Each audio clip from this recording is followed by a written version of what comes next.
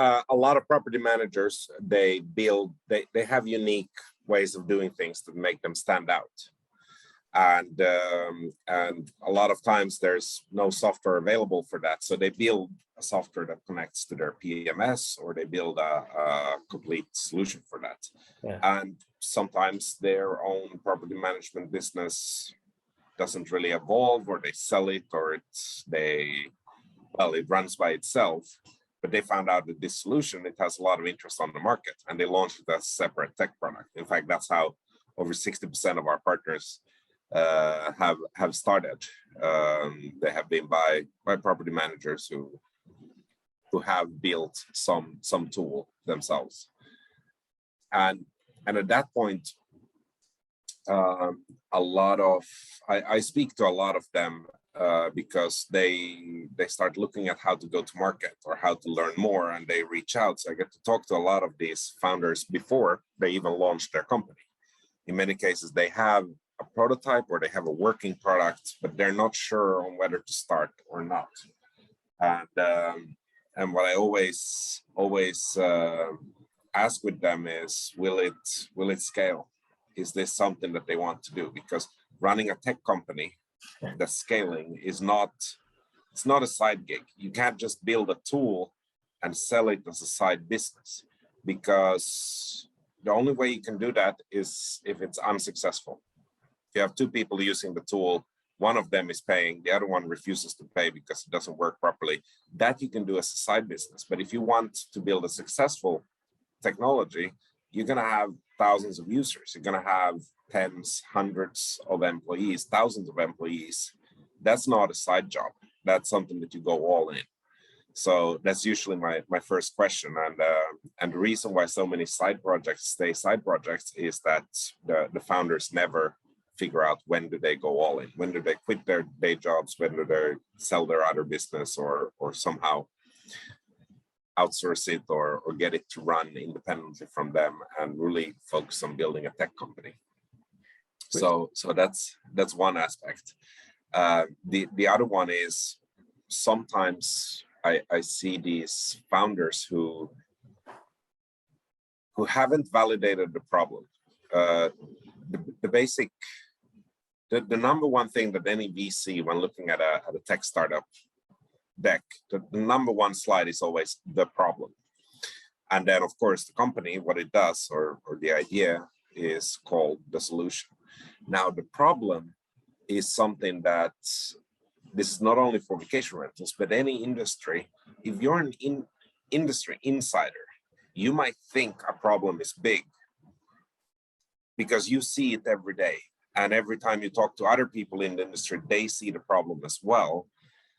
But that's because you have a bias. Let's say if you're a property manager in Florida, it's very likely that you're talking to other property managers in Florida, but you're not talking to property managers in France, and you're not talking to property managers in Washington. And that's why they agree with you. So the first thing I would do is, if you think you have a problem, and obviously you have a solution, but if you think there is a problem that needs solving, don't rely on your own experience and your employees and your network and your mom and your dad, because I think they will say that, yes, that's a problem. But instead, go out and do cold outreach. Choose a place. Let's take London, UK. Google London, UK, Airbnb, property management. Call these 10 companies and ask, is this a problem for you? If it is, then you probably validated your thesis. It is a problem. But what many of these founders fail to recognize is that the problem that they solved was only a problem for them or a very small part of the market. So make sure the problem is big enough. And the third thing that many of these founders don't seem well read up on, and this is very simple. You can actually pick up a book, you can Google it, how to start a tech startup. But if I need to drill it into a third point, you need time and money. That's what you need. Even if you have a great problem and a great solution and you decide to go all in, it's going to take a lot of stuff to get the company actually to take off.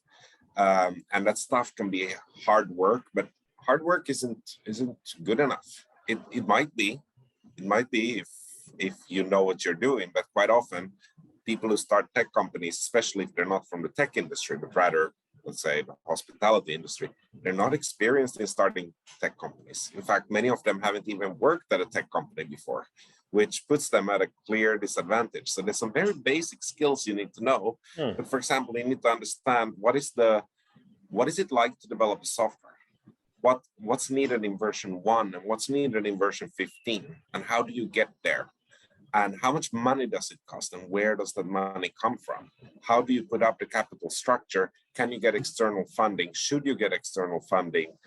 And what does it take to get that? These are the basic things, because if you decide to build a fantastic castle, and it's going to be beautiful and everyone's going to have a fun time there, that all sounds great on paper. But when you find out that it costs 100 million to build it, and you also find out that you don't have 100 million, then that's when the castle is not going to become a dream at all. It's going to become a nightmare, because you're going to be stuck in a place where you can't really give up, but you also don't have the 100 million. So before you even get started, figure everything out. Figure out the timeline. It's called a business plan. It's very boring and it's very basic. Any business school you go to, any entrepreneurship school will say, make a business plan, but seriously, make it. Put a spreadsheet there. What if you have 1,000 customers? How many questions will they ask? How many employees do you need to answer those questions? And what does it cost to hire those employees? How much money is that? And how many engineers do you need? What are the features? I'm sure your software is not going to stop at one feature, because if it's only one feature and it's so easy to build, anyone could build it, maybe even cheaper than you. So it needs to be pretty advanced. It needs to be hard to build.